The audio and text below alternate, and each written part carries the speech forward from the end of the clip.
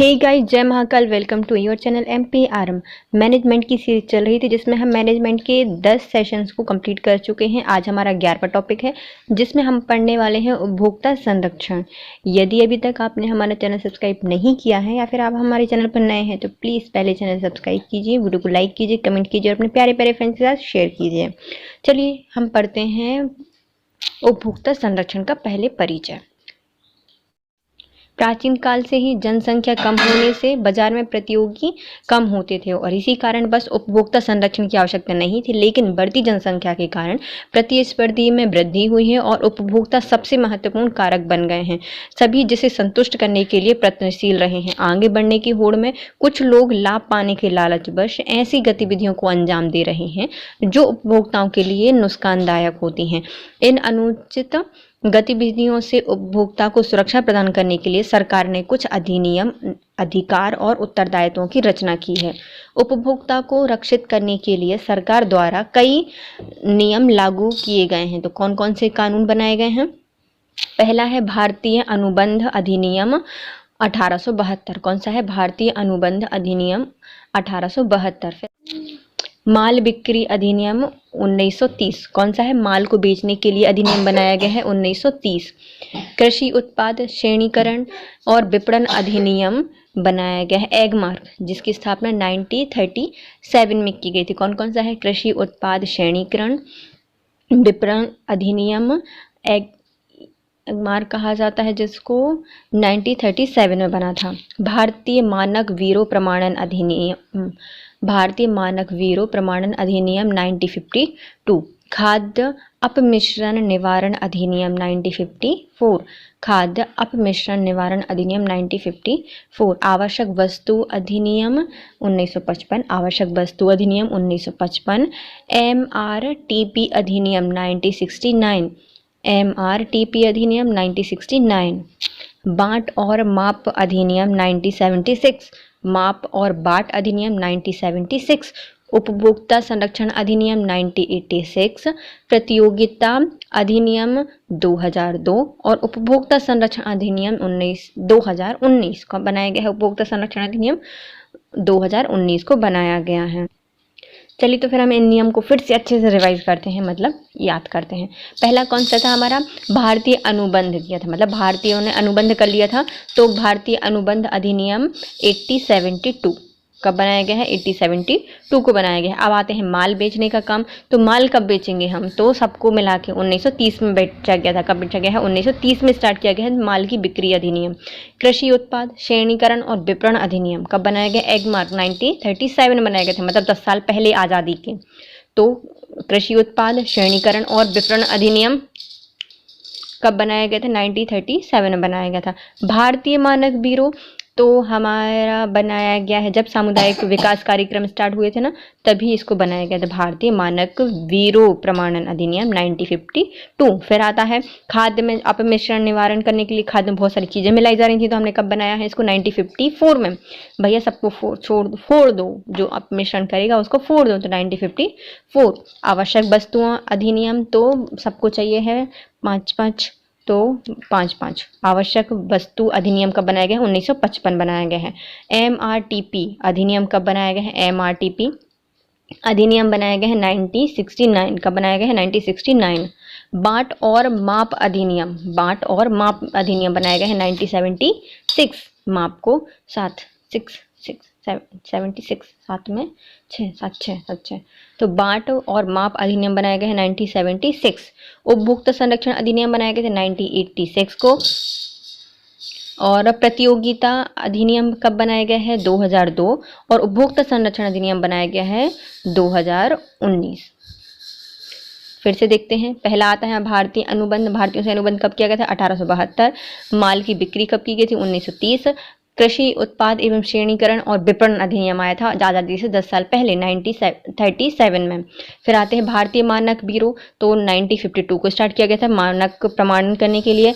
खाद्य में अपमिश्रण मिलाने के लिए जो निवारण अधिनियम बनाया गया था 1954 को आया था। फिर आवश्यक वस्तु अधिनियम 1955 में आई। बाट और माप अधिनियम ये आई है 76 बाप बांट और माप अधिनियम। फिर आते हैं MRTP अधिनियम कब आया है? 1969 में आया है। उपभोक्ता संरक्षण अधिनियम 1986 में आया है। प्रतियोगिता अधिनियम 2002 को आया। फिर आता है उपभोक्ता संरक्षण अधिनियम, ये आया है 2019 को। उपरोक्त उपभोक्ता संरक्षण अधिनियम 1986 को प्रतिस्थापित करके उपभोक्ता संरक्षण अधिनियम 2019 के अंतर्गत उपभोक्ता के अधिकारों को संरक्षित किया गया है। पहला कौन सा हमारा था? उपभोक्ता संरक्षण अधिनियम कब था? 86 था। उसको हमने क्या किया है? प्रतिस्थापित किया था और उपभोक्ता संरक्षण अधिनियम बनाया 2019। इसमें और अधिकार दिए गए थे। उपभोक्ता संरक्षण का अर्थ होता है उपभोक्ता संरक्षण से आशय सरकार द्वारा उठाए गए उन कदमों को संदर्भित करते हुए उपभोक्ता के अधिकार उत्तरदायित्वों की रक्षा करना होता है। इसमें विक्रेता, निर्माता और सेवा प्रदाता अपनी लाभ प्रदाता बनाने के लिए कुछ अनुचित गतिविधियां करते हैं, जैसे कालाबाजारी, मिलावट, भ्रामक विज्ञापन आदि। यह इन्हीं अनुचित क्रियाओं से रक्षा करने और अधिकारों का उल्लंघन होने की स्थिति में उपचार प्रदान करने का कार्य करता है। कौन करता है? यह सरकार करती है। अब उपभोक्ता क्या है? तो उपभोक्ता व्यक्ति या व्यक्तियों का समूह होता है जो प्रत्यक्ष या अप्रत्यक्ष रूप से उत्पाद या सेवाओं का निजी रूप से उपयोग करता है, ना कि पुनः विक्रय का या निर्माण करता है। मतलब यह पुनर्विक्रय नहीं करता, फिर से निर्माण नहीं करता, ये सब क्या करता है? सेवाओं का उपयोग करता है। उसे क्या कहा जाता है? उपभोक्ता कहा जाता है। Consumer protection act. उपभोक्ता के प्रकार कौन कौन से होंगे? उपभोक्ता मुख्यतः दो श्रेणी में विभाजित होते हैं। पहला आता है माल का उपभोग करने वाले, मतलब जो गुड्स का कंज्यूम करते हैं, और दूसरे आते हैं सेवाओं का उपभोग करने वाले। तो जो माल का उपभोग करते हैं वो कौन होते हैं? माल का उपभोग से आशय उस व्यक्ति से होता है जो वस्तुओं का भुगतान करता है, भुगतान का वचन देता है, या आंशिक भुगतान या फिर आंशिक वादा या दोनों करता है और वस्तुओं को उपभोग करता है। वो कौन होता है? माल का उपभोक्ता होता है। अब आता है सेवाओं का उपभोक्ता। सेवाओं का उपभोक्ता से आशय उस व्यक्ति या समूह से होता है जो किसी अन्य की सेवा लेने का वादा करता है, आंशिक वादा, भुगतान, आंशिक भुगतान करता है और उसके बदले में उन्हें सेवा प्रदाता से सेवाओं का लाभ मिलता है। इसके अतिरिक्त अन्य लोगों के बारे में भी जानकारी दी गई है जो कि उपभोक्ता होने के योग्य नहीं है तथा उपभोक्ता की श्रेणी से या श्रेणी में समाहित नहीं किया गया है। जैसे कि वे लोग जो मुफ्त में सामान एवं सेवाएं प्राप्त करते हैं वो भी उपभोक्ता होते हैं। जो लोग या समूह सेवाओं और उत्पाद को पुनः विक्रय करने के लिए क्रय करते हैं, मतलब कुछ ऐसे लोग भी होते हैं जो क्या करते हैं, सामान सिर्फ इसलिए खरीदते हैं क्योंकि फिर से उनको बेचा जा सके।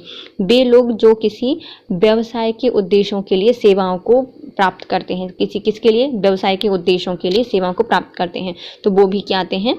अपने कंज्यूमर होते हैं या फिर उपभोक्ता होते हैं। उपभोक्ता संरक्षण के पहलू कौन कौन से होते हैं? गैर कानूनी गतिविधियों को रोकने हेतु जो गैर कानूनी गतिविधियां हैं उनको रोकने के लिए उपभोक्ता संरक्षण बनाया गया है। उत्पाद की गुणवत्ता की जानकारी देते हुए, जो हमारे उत्पाद हैं उनकी गुणवत्ता की जानकारी देते हुए ग्राहकों को हानिकारक उत्पादों के प्रति जागरूक करने हेतु उपभोक्ता के अधिकार और उत्तरदायित्वों की जानकारी देते हुए और उत्पाद के चुनाव की स्वतंत्रता देने हेतु। तो जो हमारे कंज्यूमर सुरक्षा के लिए जो पहलू हैं वो कौन कौन से हो सकते हैं? तो वह गैर कानूनी गतिविधियों को रोकते हैं, उत्पाद की गुणवत्ता की जानकारी देते हैं, हानिकारक उत्पादों के प्रति कंज्यूमर होता है, ग्राहक होता है, उसको जागरूक करते हैं, उपभोक्ता के अधिकार उत्तरदायित्वों की जानकारी देते हैं और उत्पाद के चुनने की स्वतंत्रता देते हैं। अब आते हैं हमारा उपभोक्ता संरक्षण का महत्व क्या है और फिर क्यों आवश्यक है। जो हमारा उपभोक्ता संरक्षण अधिनियम है या फिर संरक्षण है वह क्यों महत्वपूर्ण है, क्यों आवश्यक है? तो हमारे उपभोक्ता को जागरूक करने के लिए आवश्यक है। उपभोक्ता की जो भौतिक सुरक्षा है उसके लिए आवश्यक है। व्यवसाय को लंबे समय तक चलाने के लिए आवश्यक है। जो हमारा व्यवसाय है वह लंबे समय के लिए चले उसके लिए आवश्यक है। उपभोक्ता का शोषण रोकने के लिए आवश्यक है। जो हमारा उपभोक्ता है उसका शोषण रोकने के लिए आवश्यक है। सामाजिक उत्तरदायित्वों की पूर्ति के लिए, जो हमारे सामाजिक उत्तरदायित्व हैं उनकी पूर्ति के लिए इसके होते हैं, आवश्यक होता है। पहला क्या है हमारा? उपभोक्ता को जागरूक करना। क्या करना? उपभोक्ता की जागरूकता के लिए जो उपभोक्ता संरक्षण है वह जरूरी है। आज की आधुनिक चकाचौंध में बहुत से उपभोक्ता सही और गलत का चुनाव नहीं कर पाते और भ्रामक विज्ञापनों से भ्रमित हो जाते हैं। इसी कारण इन्हें शिक्षित और जागरूक करना आवश्यक हो गया है। इसी कारण से सरकार ने जागो ग्राहक जागो अभियान की शुरुआत की है और ग्राहकों को शिक्षित और जागरूक किया है। अब आता है उपभोक्ता की भौतिक सुरक्षा। उपभोक्ता को भौतिक रूप से सुरक्षित करना अत्यावश्यक होता है। स्वास्थ्य के लिए असुरक्षित उत्पादों का विरोध होना चाहिए। जो हमारे स्वास्थ्य के लिए असुरक्षित उत्पाद हैं उनका क्या कर रहे हैं, विरोध कर रहे हैं, और उनकी भौतिक सुरक्षा ध्यान में रखिए, इसको आवश्यक। व्यवसाय को लंबे समय तक चलाने के लिए व्यवसाय की सफलता तभी सुनिश्चित होती है जब वह उपभोक्ता की आवश्यकताओं की पूरी निष्ठा के साथ करता है। इसलिए उपभोक्ता के साथ स्वयं व्यवसाय के लिए भी छल करना है। यदि वो उपभोक्ता को छल करता है कोई व्यवसाय, तो वो खुद के साथ भी छल कर रहा है। इसके लिए हमारा उपभोक्ता संरक्षण आवश्यक होता है। उपभोक्ता का शोषण रोकने के लिए कालाबाजारी, मिलावट, जमाखोरी, अब जो भ्रामक विज्ञापन द्वारा उपभोक्ता को फंसाकर उनका शोषण किया जाता है। अतः उपभोक्ता के संरक्षण के लिए इसकी आवश्यकता होती है। सामाजिक उत्तरदायित्वों की पूर्ति के लिए एक व्यवसाय के विभिन्न हितकारी समूहों के प्रति सामाजिक उत्तरदायित्व होता है। व्यावसायिक संगठन उपभोक्ता को माल का विक्रय कर और सेवाएं उपलब्ध कराकर धन अर्जित करता है। ऐसे में उपभोक्ता का संरक्षण सभी प्रकार के प्रदूषणों के लिए होना चाहिए ताकि वह प्रदूषण मुक्त वातावरण में जीवन यापन कर सके। अब आते हैं हमारे उपभोक्ता के अधिकार क्या क्या होते हैं। हमने ये तो पढ़ लिया कि हमारे जो उपभोक्ता का संरक्षण क्यों आवश्यक है। अब आते हैं हमारे उपभोक्ता के अधिकार क्या क्या होते हैं। तो पहला उपभोक्ता का अधिकार होता है अधिकार, सुरक्षा का अधिकार होता है, सूचना का अधिकार होता है, चयन का अधिकार होता है, और यदि कोई गलत सामान मिलता है तो सुनवाई का अधिकार भी होता है। उसकी सुनवाई करने के बाद उसका निवारण का अधिकार, शिक्षा का अधिकार और प्रतिपूर्ति का अधिकार। पहला है सुरक्षा का अधिकार। वे सभी सेवाएं, उत्पाद जिससे उपभोक्ता असुरक्षित है, जैसे प्रेशर कुकर, विद्युत उपकरण, ज्वलनशील वस्तुएं, खाद्य रंग आदि, यदि उनमें किसी प्रकार का विनिर्माण दोष है तो उपभोक्ता को उसके प्रति सुरक्षा मिलने का पूर्ण अधिकार है। अधिकार मतलब सूचना का अधिकार। उपभोक्ता का अधिकार है कि उसके द्वारा क्रय की जाने वाली सामग्री की सूचना प्रदान करना, जैसे उत्पाद की गुणवत्ता, शुद्धता, कीमत, शक्ति आदि, ताकि वह सोच समझकर सही उत्पाद का चयन कर सकें। अब आता है हमारा चयन का अधिकार। बाजार में विभिन्न प्रकार की सेवाएं, वस्तुएं उपलब्ध होती हैं और ग्राहक को अपनी ज़रूरत और क्षमता अनुसार उत्पाद चुनने की पूर्ण आज़ादी होती है। उत्पादकर्ता उसकी किसी भी प्रकार की जोर जबरदस्ती नहीं कर सकता। जो उत्पाद करता है वह उसके साथ किसी प्रकार की जोर जबरदस्ती नहीं कर सकता। अब आता है हमारा सुनवाई का अधिकार। यदि उपभोक्ता से उत्पाद या सेवा के प्रति किसी भी प्रकार का असंतोष व्यक्त होता है तो वह व्यावसायिक संचार में अपनी शिकायत को सुनाने के लिए सूचना दे सकता है। इसके लिए सरकार ने प्लेटफॉर्म बनाए हैं। उदाहरण के लिए जागो ग्राहक जागो। निवारण पाने का अधिकार। यदि कोई उपभोक्ता धोखाधड़ी का शिकार होता है तो उसके अंतर्गत वह उपभोक्ता न्यायालय में अपनी शिकायत दर्ज करा सकता है। यह उसे खराब वस्तु बदलने, मरम्मत करने, कीमत की पुनर्भुगतान कर लेने और जिला और राज्य एवं राष्ट्र स्तर पर नुकसान के लिए मुआवजा लेने का अधिकार देता है। और नेक्स्ट आता है हमारा उपभोक्ता शिक्षा का अधिकार। उपभोक्ता के शिक्षा का अधिकार।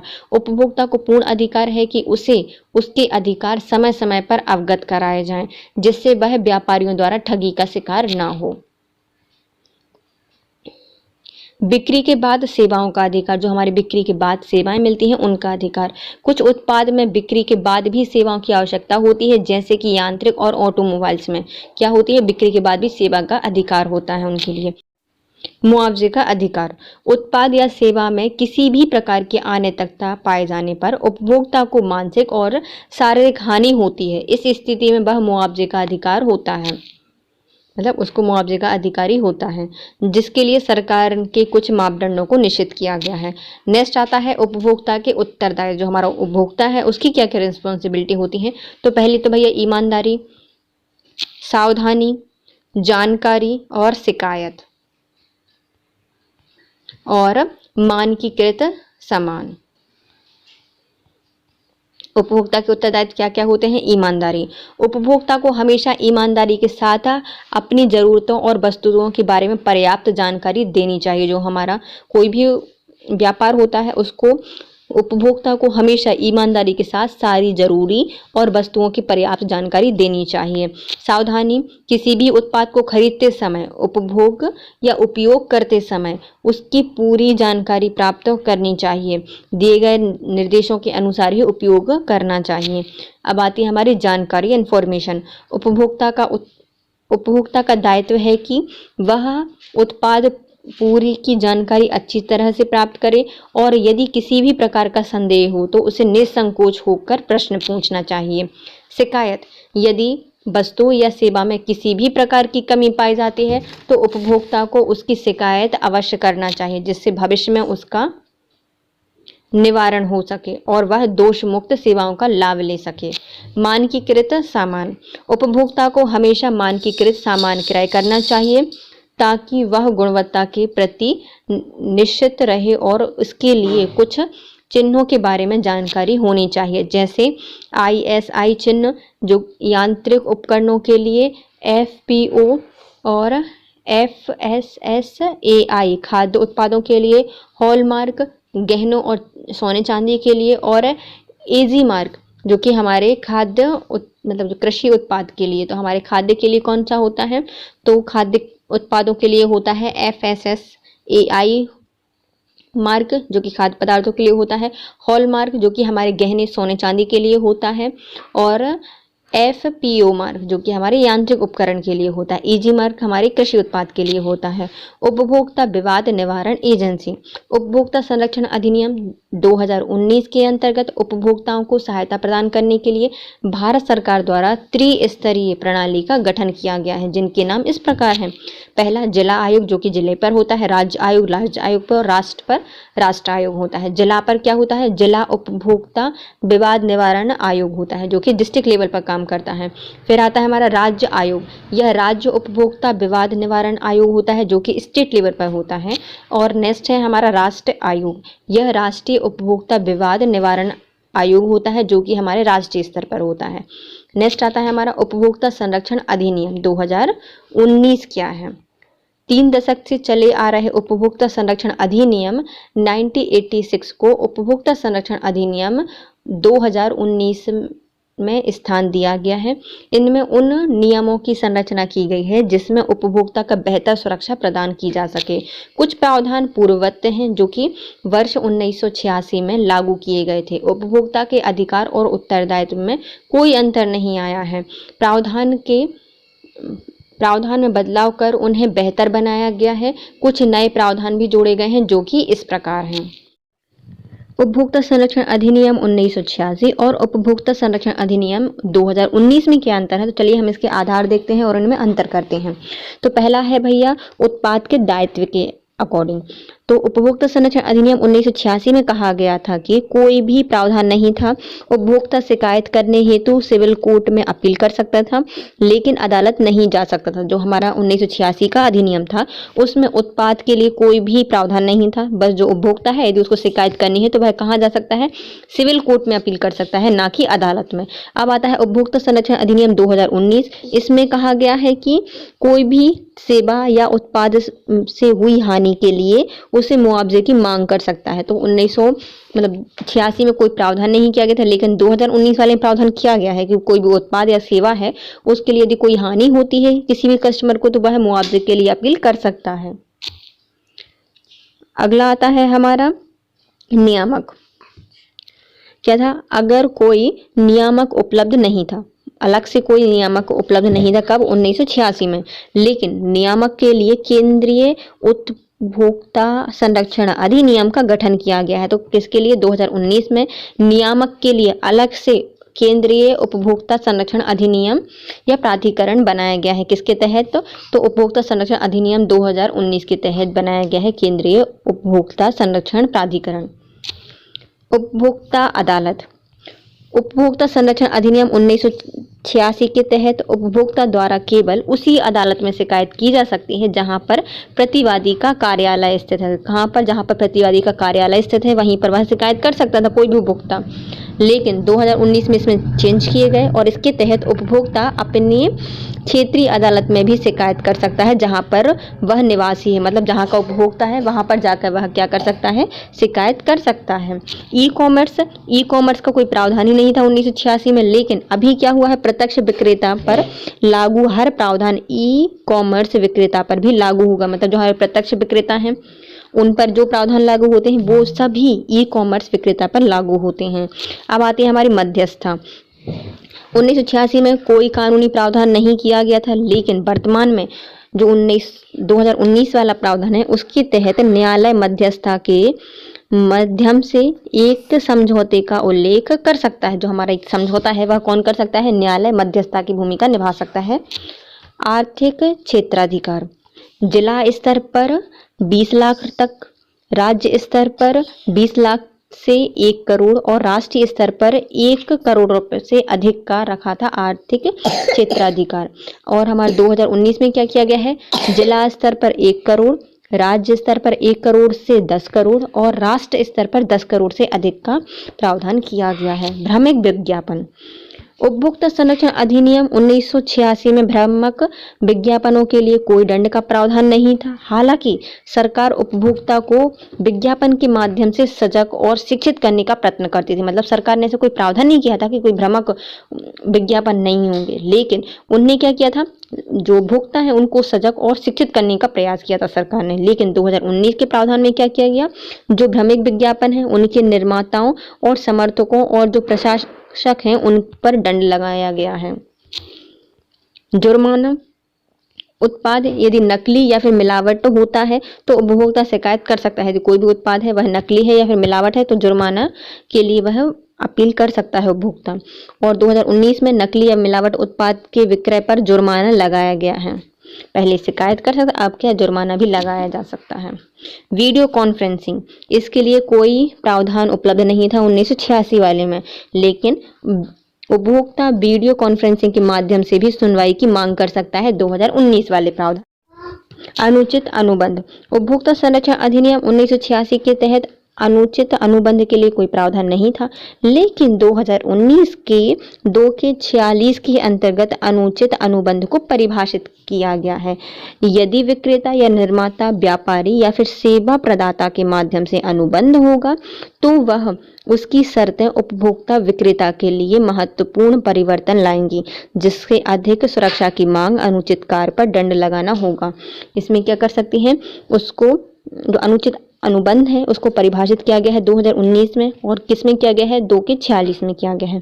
इसमें कहा गया है कि जो कि विक्रेता है या निर्माता है या व्यापारी या सेवा प्रदाता है उसके माध्यम से अनुबंध होगा तो वह उसकी शिकायत उपभोक्ता या फिर विक्रेता के लिए महत्वपूर्ण परिवर्तन लाएगी। इससे अधिक सुरक्षा की मांग, अनुचित कार्य और दंड लगाना होगा। ये प्रावधान किए गए थे 2086 में, मतलब 1986 और 2019 में क्या प्रावधान थे। पहला तो आता है उत्पाद दायित्व। तो उत्पाद दायित्व का 1986 में कोई प्रावधान ही नहीं था। सिविल कोर्ट में जा सकते थे सिर्फ और अदालत नहीं जा सकते थे, लेकिन 2019 में आप क्या कर सकते हो, जहां पर कोई व्यक्ति को हानि होती है कोई भी उपभोक्ता को, तो वह मुआवजा लेने की मांग कर सकता है। नियामक क्या कर सकते थे, नियामक के लिए 1986 में कोई प्रावधान नहीं था, लेकिन 2019 में क्या किया गया, उपभोक्ता संरक्षण प्राधिकरण बनाया गया जो कि राष्ट्रीय स्तर का था। उपभोक्ता की अदालत 1986 में अदालत के लिए शिकायत की जा सकती थी जहां पर प्रतिवादी का कार्यालय था, लेकिन 2019 में क्या किया, जो उपभोक्ता है वह जहां पर वह रहता है, जिस निवास में रहता है वह वहां पे भी शिकायत कर सकता है। ई कॉमर्स का 1986 में कोई प्रावधान नहीं था, लेकिन 2019 में प्रावधान कर दिया गया। जो हमारे प्रत्यक्ष विक्रेता होते हैं उसी के समान ई कॉमर्स के भी प्रावधान लागू किए गए। मध्यस्थता, 1986 में कोई मध्यस्थता नहीं कर सकता था, लेकिन 2019 में क्या किया कि जो मध्यस्थता है वह न्यायालय द्वारा किया जा सकता है। फिर आता है आर्थिक क्षेत्र कितना था, जिला स्तर पर 20 लाख, राज्य स्तर पर 20 से 1 करोड़ और राष्ट्र स्तर पर 1 करोड़ से अधिक का क्षेत्राधिकार रखा गया था 1986 में। 2019 में क्या किया, जिला स्तर पर 1 करोड़, राज्य स्तर पर 1 करोड़ से 10 करोड़ और राष्ट्रीय स्तर पर 10 करोड़ से अधिक का आर्थिक क्षेत्राधिकार रखा गया है। भ्रामक विज्ञापन पर 1986 में कोई ऐसा प्रावधान नहीं था, लेकिन बस इतना था कि जो हमारे उपभोक्ता हैं उनको हमने शिक्षित और सजग रहने के लिए कहा था। लेकिन 2019 में प्रावधान किया गया है कि कोई भी जो विक्रेता है वह भ्रामक विज्ञापन के निर्माता और समर्थक या फिर प्रकाशन करता है तो उसको दंड दिया जाएगा। फिर आता है जुर्माना। मिलावट करने पर उपभोक्ता को शिकायत करने का अधिकार था। 2019 में क्या किया, मिलावटी चीज़ों की पर जो उत्पाद है उसकी विक्रय पर जुर्माना लगाया गया। वीडियो कॉन्फ्रेंसिंग के माध्यम से 1986 में हम कोई शिकायत नहीं कर सकते थे, लेकिन 2019 में कर सकते हैं। अनुचित अनुबंध 2019 में तो इसमें प्रावधान किया गया है, लेकिन 1986 में इसमें कोई प्रावधान नहीं था। 2019 में क्या प्रावधान किया गया है, तो 2(46) में इसमें दिया गया है कि यदि कोई विक्रेता या निर्माता, व्यापारी, सेवा प्रदाता के माध्यम से अनुबंध होगा तो वह अपनी शर्तें उपभोक्ता विक्रेता के लिए महत्वपूर्ण परिवर्तन लाएंगी, जिससे अधिक सुरक्षा की मांग, अनुचित कार्य पर दंड लगाना होगा। अब आता है उपभोक्ता संरक्षण अधिनियम 2019 के महत्वपूर्ण बिंदु। जो हमारा 2019 में आया है उपभोक्ता संरक्षण अधिनियम, उसके महत्वपूर्ण बिंदु कौन कौन से होते हैं। पहला शीर्षक, जिला, राज्य और केंद्र स्तर पर। तो शीर्षक क्या है भैया, इसकी संरचना कैसी है, तो राज्य पर है, राष्ट्र पर है और जिले स्तर पर है। तो उपभोक्ता संरक्षण अधिनियम 2019 की संरचना भाजपा सरकार में प्रधानमंत्री नरेंद्र मोदी द्वारा लाई गई है। स्वीकृत किसके द्वारा किया गया है, तो कब किया गया था, तो 9 अगस्त 2019 को, 9 अगस्त 2019 को लागू किया गया है उपभोक्ता संरक्षण अधिनियम 2019 तीनों स्तर पर, जिला, राज्य और केंद्र स्तर पर।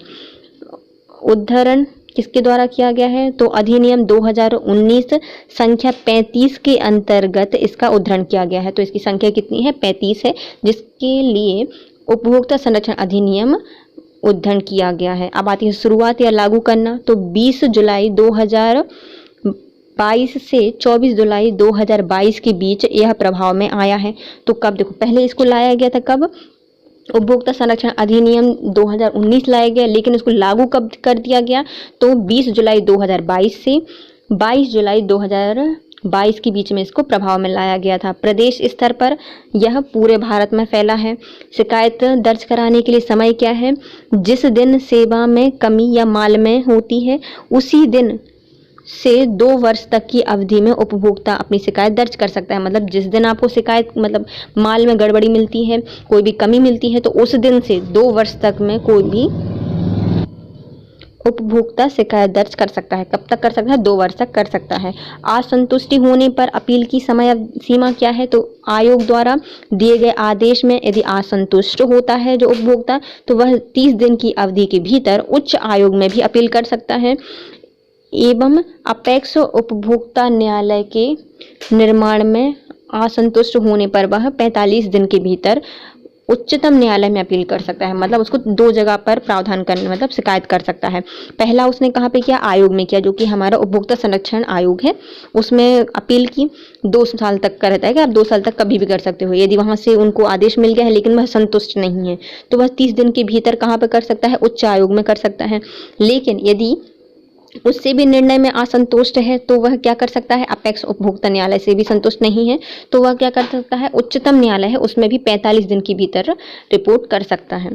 समिति की नियुक्ति के आधार क्या क्या है, राज्य और केंद्र सरकार। जो हमारा राज्य उपभोक्ता संरक्षण आयोग होता है उसमें राज्य सरकार करती है, जिला स्तर का होता है उसमें भी राज्य सरकार करती है, लेकिन जो केंद्र सरकार का होता है उसमें सिर्फ केंद्र सरकार करती है। जुर्माना यदि कोई जिला स्तर पर है तो 1 करोड़ रुपए का लगेगा, 1 करोड़ तक का ही लगेगा, और राज्य स्तर पर 1 करोड़ से 10 करोड़ के बीच में, और यदि राष्ट्रीय स्तर पर है तो 10 करोड़ तक का जुर्माना लगाया जा सकता है। तो देख लेते हैं 2019 के प्रावधान क्या है। जिला, राज्य और केंद्र स्तर पर इसको बनाया गया है। संरचना कैसी है, उपभोक्ता संरक्षण अधिनियम भाजपा सरकार के द्वारा, नरेंद्र मोदी जी द्वारा इसको लागू किया गया था। स्वीकृत कब किया गया था, 9 अगस्त 2019 को। उद्धरण क्या करता है, तो संख्या 35 के अंतर्गत इसका उद्धरण किया गया है। शुरुआत कब की गई है, तो 20 जुलाई से 24 जुलाई 2022 के बीच में इसका प्रभाव देखा गया है। प्रदेश स्तर पर यह पूरे भारत में है। शिकायत दर्ज करने का समय कितना है, तो जिस दिन से आपको कमी मिलती है उसके 2 वर्ष तक की अवधि में कभी भी उपभोक्ता शिकायत कर सकता है। असंतुष्टि होने पर वह 30 दिन के भीतर उसके जो उच्च आयोग होता है उसमें अपील कर सकता है, और जब अपेक्ष उपभोक्ता न्यायालय के निर्णय से भी संतुष्ट नहीं होता तो वह 45 दिन के भीतर उच्चतम न्यायालय में अपील कर सकता है। इसकी नियुक्ति कौन कर सकता है? तो जिला स्तर की राज्य सरकार करती है, राज्य स्तर की भी राज्य सरकार करती है, और जो केंद्र स्तर की होती है उसकी केंद्र सरकार करती है। जुर्माना यदि जिला स्तर का है तो 1 करोड़ तक का जुर्माना होता है, राज्य स्तर का है तो 1 करोड़ से 10 करोड़ तक का जुर्माना होता है, और यदि केंद्र स्तर का है तो 10 करोड़ से अधिक का जुर्माना होता है। अब आता है उपभोक्ता शिकायत दर्ज करने हेतु भुगतान। जो उपभोक्ता है उसको शिकायत दर्ज करानी है तो उसके लिए कितना भुगतान करना पड़ेगा? तो यदि 5 लाख रुपए तक का जुर्माना लगा रहा है वो मुआवजे मांगने के लिए, तो उसको कुछ नहीं देना पड़ेगा। यदि 5 लाख तक का यदि मुआवजा मांग रहा है तो कुछ नहीं मिलेगा, मतलब कुछ नहीं देना पड़ेगा उसको, कोई आवेदन शुल्क नहीं होगा। लेकिन यदि 5 लाख से 10 लाख का मुआवजा मांग रहा है तो 200 रुपये देने पड़ेंगे। 10 लाख से 20 लाख तक का दे रहा है तो उसको 400 रुपये जमा करने पड़ेंगे, सरकार को आवेदन देना पड़ेगा। और 50 लाख तक का मुआवजा मांग रहा है तो 1000 रुपये। और यदि 50 लाख से 1 करोड़ तक का मुआवजा मांग रहा है तो कितना कर सकता है? 2000 तक का आवेदन फीस देनी पड़ेगी उसको। तो क्या होता है, जब भी कोई जिला स्तर में करता है तो जिला स्तर में अपन सिर्फ 1 करोड़ तक ही कर सकते हैं। तो पहला है 5 लाख तो का मुआवजा मांग रहे हैं तो कुछ नहीं देना है। 5 लाख से 10 लाख तक में हमें सिर्फ 200 रुपये देने हैं। 10 लाख से 20 लाख तक के बीच में 400 रुपये देने हैं, और 20 लाख से यदि हम 50 लाख रुपए का मुआवजा मांग रहे हैं तो 1000, और 50 लाख से 1 करोड़ तक का मुआवजा मांग रहे हैं तो हमें कितना देना पड़ेगा? 2000 रुपये देने पड़ेंगे। अब आता है राज्य आयोग में। राज्य आयोग में यदि 1 करोड़ से 2 करोड़ तक का मुआवजा मांगा गया है तो 2500 रुपये, 2 करोड़ से 4 करोड़ का मांगा गया है तो 3000 रुपये, 4 करोड़ से 6 करोड़ के बीच का मुआवजा मांग रहे हैं तो 4000 रुपये, 6 करोड़ से 8 करोड़ के बीच में मुआवजा मांग रहे हैं तो 5000 रुपये, और 8 करोड़ रुपए से 10 करोड़ रुपए के बीच में मुआवजा लगाया जा रहा है तो हम कितना लगाएंगे? 6000 रुपये का आवेदन देना पड़ेगा। तो कितने का? राज्य स्तर पर, राज्य स्तर में हम सिर्फ 10 करोड़ तक का ही मुआवजा मांग सकते हैं। तो 1 करोड़ से 2 करोड़ के बीच में हमें 2500 रुपये का आवेदन देना है। 2 करोड़ से 4 करोड़ रुपए के मुआवजे के लिए हमें 3000 रुपये का आवेदन देना है। और यदि हम 4 करोड़ से 6 करोड़ रुपए मांगते हैं तो हमें 4000 का देना है, और 6 करोड़ से 8 करोड़ का देते हैं मुआवजा तो 5000 रुपये, और 8 करोड़ से 10 करोड़ तक के मुआवजे के लिए हमें 6000 रुपये जमा करने होंगे। राज्य आयोग में, राष्ट्रीय आयोग में हम क्या कर सकते हैं? 10 करोड़ तक से अधिक का मुआवजा मांगने के लिए हमें 7500 रुपये जमा करने पड़ते हैं बस। उपभोक्ता संरक्षण अधिनियम के तहत जुर्माना कौन कौन से हैं? तो कोई भी व्यक्ति स्वयं या उसकी ओर से किसी के माध्यम से भी किसी भी उत्पाद का निर्माण, बिक्री, भंडार, आयात, वितरण आदि करते हुए अनैतिक क्रिया करता पाया जाता है या जिला, राज्य या राष्ट्र स्तर पर प्रावधान का उल्लंघन करता है तो उसे दंडित करने के लिए प्रकार निम्नलिखित हैं। पहला, उपभोक्ता को कोई चोट न लगने की स्थिति में, यदि कोई उपभोक्ता है उसको कोई चोट नहीं लगी है तो 6 महीने तक की कैद और 1 लाख तक का जुर्माना लगता है। यदि कोई उपभोक्ता है उसको किसी भी चीज़ से हानि हुई है तो वह क्या कर सकता है, मतलब उस पर जो उसको चोट आई है, मतलब चोट नहीं आई है लेकिन हाँ उसको हानि हुई है, तो 6 महीने तक की जेल हो सकती है और 1 लाख रुपए का जुर्माना लग सकता है। गंभीर चोट की स्थिति में ना आने की चोट, तो यदि चोट लगी है लेकिन गंभीर स्थिति में नहीं लगी है तो 1 वर्ष तक का कारावास और 3 लाख रुपए का जुर्माना लगेगा। यदि गंभीर चोट लग गई है तो 7 साल की सजा और 5 लाख रुपए का जुर्माना लगता है। उपभोक्ता की यदि मृत्यु ही हो गई है तो कम से कम 7 वर्ष का कारावास, इससे ज़्यादा भी हो सकता है जो कि जीवन पर्यंत बढ़ाया जा सकता है, और 10 लाख से कम का जुर्माना तो डेफिनेटली नहीं लगेगा। तो जुर्माने कौन कौन से लगाए जा सकते हैं? यदि उपभोक्ता को चोट लगी है, मतलब चोट नहीं लगी है, तो 6 महीने की सजा और 1 लाख रुपए का जुर्माना। चोट लग गई है लेकिन गंभीर नहीं है तो 1 साल का कारावास और 3 लाख रुपए का जुर्माना। चोट गंभीर लगी है तो 7 साल की सजा और 5 लाख रुपए का जुर्माना। और उपभोक्ता की मृत्यु हो गई है तो कम से कम 7 वर्ष से का कारावास होगा, ज़्यादा भी हो सकता है, और 10 लाख से कम का जुर्माना नहीं लगाया जाएगा, ज़्यादा लगेगा। अब आते हैं इससे रिलेटेड प्रश्न। पहला क्वेश्चन है हमारा, वस्तुओं की सहायता से उपलब्धता कराने के लिए बनाया गया अधिनियम क्या है? जो हमारी वस्तुओं की सहायता से उपलब्धता कराने के लिए जो बनाया गया अधिनियम है उसको क्या कहा जाता है? उसे कहा जाता है आवश्यक वस्तु अधिनियम। क्या कहा जाता है? आवश्यक वस्तु अधिनियम। उपभोक्ता संरक्षण अधिनियम निम्न किस पर लागू होता है? जो हमारा उपभोक्ता संरक्षण अधिनियम है वह किस पर लागू होगा? तो वह सभी वस्तुओं और सेवाओं पर लागू होता है। सभी वस्तुओं और सेवाओं पर लागू होता है। उपभोक्ता को उसके अधिकारों के बारे में सूचित नहीं कराना निम्न कौन सा हिस्सा होता है? तो जो उपभोक्ता है उसको उसके अधिकारों के बारे में सूचित नहीं कराना किसका हिस्सा हो सकता है? तो ये हो सकता है उपभोक्ता की भौतिक सुरक्षा का और सूचना के अधिकार का। तो दोनों अधिकार इसके अंतर्गत आते हैं। यदि किसी उपभोक्ता को उसके अधिकारों के बारे में सूचित नहीं किया गया है तो उपभोक्ता की भौतिक सुरक्षा आएगी इसके अंतर्गत और सूचना का अधिकार इसके अंतर्गत आता है। उपभोक्ता को ISI चिन्ह विद्युत उपकरण का उपयोग करना चाहिए। यह किसका उदाहरण है? तो जो उपभोक्ता है उसको ISI चिन्ह के जो विद्युत उपकरण होते हैं उनका ही उपयोग करना चाहिए। एक किसके अंतर्गत आता है? सुरक्षा के अधिकार के अंतर्गत आता है। उपभोक्ता अधिनियम डैश को परिभाषित करता है। जो हमारा उपभोक्ता अधिनियम है वह किसको परिभाषित करता है? तो धारा 2 की 1 और D उपभोक्ता को किसको करता है? तो धारा 2 की 1 D उपभोक्ता को परिभाषित करता है। जिला स्तर समिति की नियुक्ति निम्न कौन करता है? जो हमारे जिला स्तर की समिति होती है उसकी नियुक्ति किसके द्वारा की जाती है? तो राज्य स्तर के द्वारा की जाती है। और जो हमारा उपभोक्ता अधिनियम था उसमें डैश को परिभाषित करता है। तो किसको परिभाषित करता है? उपभोक्ता अधिनियम में उपभोक्ता जो है वह धारा 2 के 1 के D में उपभोक्ता को परिभाषित किया गया है। उपभोक्ता संरक्षण अधिनियम 1987 के अनुसार, मतलब 6 है ये, है ना, 7 के अनुसार केंद्रीय उपभोक्ता संरक्षण परिषद के सदस्यों की संख्या निम्न कितनी होती थी? जो उपभोक्ता संरक्षण अधिनियम है या जो नियम है, नियम कौन सा है? 1987, उसके अनुसार जो हमारी समिति या परिषद बनाई जाती थी उसके कितने सदस्य होते थे? तो उसके सदस्य की संख्या होती थी 150। कितने सदस्यों की संख्या होती थी? 150।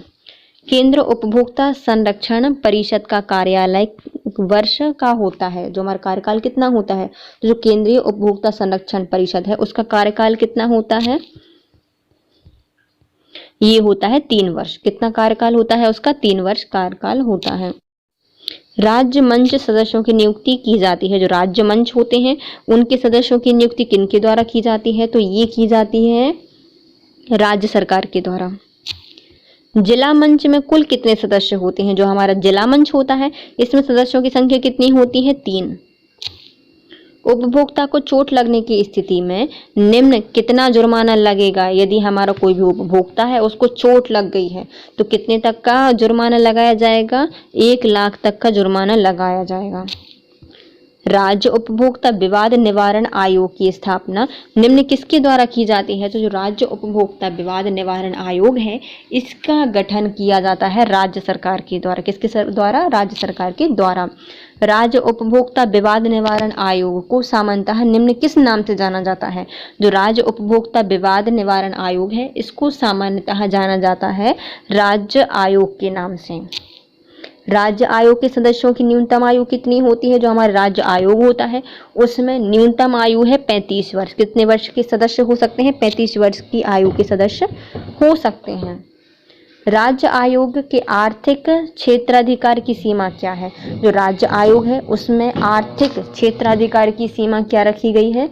तो ये सीमा रखी गई है 2 लाख से अधिक किंतु 1 करोड़ से अधिक नहीं। मतलब 2 लाख से तो ज़्यादा होगी, 20 लाख से तो ज़्यादा होगी, लेकिन 1 करोड़ से ज़्यादा नहीं होगी। ये राज्य आर्थिक क्षेत्राधिकार कितना है? 20 लाख से 1 करोड़ रुपए तक का है।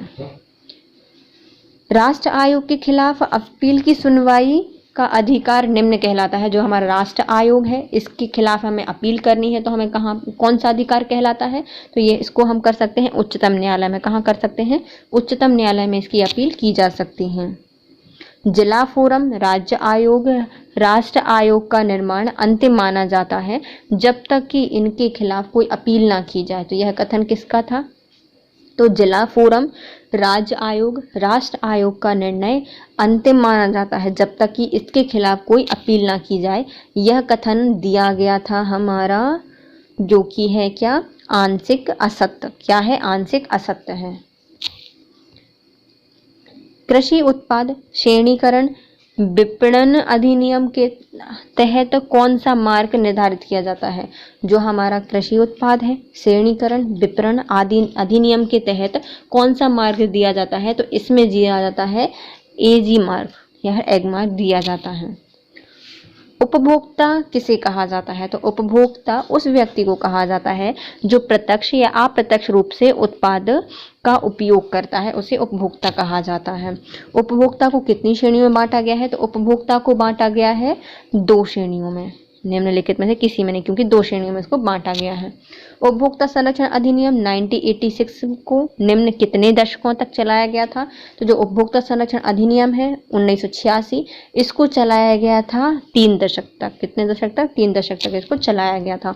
उपभोक्ता के प्रमुख उत्तरदायित्व क्या है? तो हमारा जो उपभोक्ता है उसके उत्तरदायित्व है शिकायत करना, जानकारी प्राप्त करना और ईमानदार होना। तो ये हमारे उपयुक्त सभी आते हैं उपभोक्ता के उत्तरदायित्व में।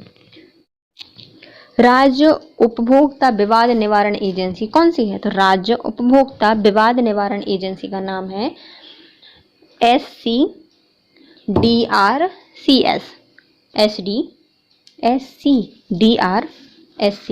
हमारा क्या है? राज्य उपभोक्ता विवाद निवारण एजेंसी। उपभोक्ता संरक्षण अधिनियम डैश में वीडियो कॉन्फ्रेंसिंग के माध्यम से सुनवाई की मांग की जा सकती है। तो हमारा जो उपभोक्ता संरक्षण अधिनियम है 2019 में आया था, इसमें हम वीडियो कॉन्फ्रेंसिंग के माध्यम से शिकायत कर सकते हैं या उसकी सुनवाई कर सकते हैं। उपभोक्ता की मृत्यु होने की स्थिति में कितना जुर्माना लगाया जा सकता है? तो जो अब उपभोक्ता की मृत्यु हो जाती है तो कितनी कीमत तक या फिर कितनी स्थिति तक जुर्माना लगाया जा सकता है या फिर जुर्माना चुकाना पड़ेगा? तो ये चुकाना पड़ेगा हमें न्यूनतम 7 वर्ष तक का कारावास, जिससे जीवन पर्यंत तक भी बढ़ाया जा सकता है, और 10 लाख से कम का जुर्माना नहीं होगा। तो 10 लाख तक का जुर्माना लगाया जाएगा। तो यदि हमारे किसी भी उपभोक्ता की मृत्यु हो जाती है तो 7 वर्ष का कारावास, उससे ज़्यादा भी हो सकता है, और जुर्माना भी 10 लाख से कम का नहीं लगाया जाएगा।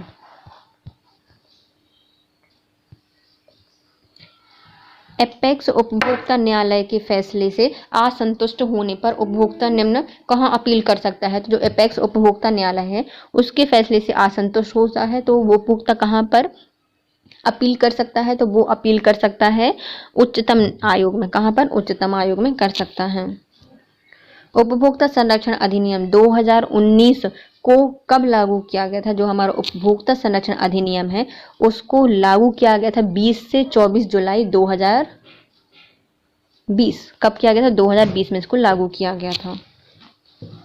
उपभोक्ता संरक्षण अधिनियम 2019 के अंतर्गत शिकायत दर्ज करने का समय क्या है? जो हमारा उपभोक्ता संरक्षण अधिनियम है इसमें 2020 के अंतर्गत शिकायत कहाँ दर्ज की जा सकती है? तो इसको जिस दिन से आपको गलतियां मिली हैं, कमी मिली है, तो उसके हम 45 दिन तक इसको कर सकते हैं। तो माल के खराबी होने पर 45 दिन के बीच में हम उसकी शिकायत कर सकते हैं। उपभोक्ता संरक्षण अधिनियम 2019 में अनुसूचित अनुबंध को कहाँ पर परिभाषित किया गया है? जो उपभोक्ता संरक्षण अधिनियम 2019 है इसमें जो अनुचित अनुबंध हैं उनको परिभाषित किया गया है 2 के 46 में। किसमें? 2 के 46 में इसको परिभाषित किया गया है। निम्नलिखित में से हॉलमार्क का चिन्ह को पहचानिए। जो हमारा हॉलमार्क का चिन्ह होता है वो कैसा होता है? तो ये है हमारा हॉलमार्क का चिन्ह। एक उपभोक्ता को मुआवजे का अधिकार कब होता है? तो कोई भी उपभोक्ता है, कंज्यूमर है, उसको मुआवजा कब मिलेगा? जब उसको मानसिक हानि होगी या फिर शारीरिक हानि होगी, तब उसको मुआवजा मिलता है। उपभोक्ता के मूल अधिकार कितने हैं? तो हमारा जो उपभोक्ता है, कंज्यूमर है, उसके मूल अधिकारों दिए गए हैं 8। कितने दिए गए हैं? 8 दिए गए हैं। इसके साथ हमारा आज का सेशन होता है कंप्लीट गाइस। यदि आपको वीडियो थोड़ा सा भी यूजफुल लगा है तो प्लीज़ पहले चैनल सब्सक्राइब कीजिए, वीडियो को लाइक कीजिए, कमेंट करिए और अपने प्यारे प्यारे फ्रेंड्स के साथ शेयर कीजिए। Thank you so much guys, have a nice day.